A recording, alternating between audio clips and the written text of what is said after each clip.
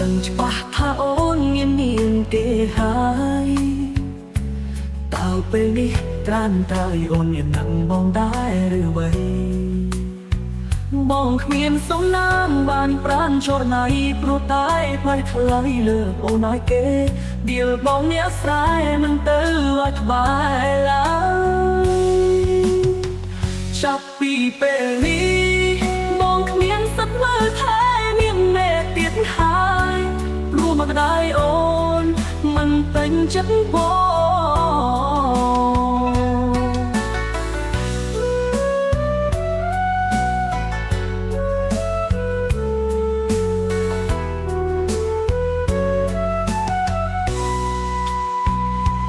ពីពេលនេះបងគ្មានសិទ្ធមើលខែនេះមេទៀតហើយ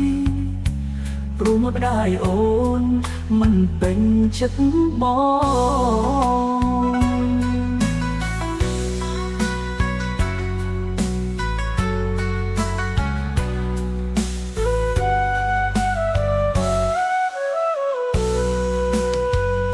ងគ្មានសំណាងបានប្រានចរណៃព្រោះតែផ្លៃថ្លៃលើអូនឲ្យគេ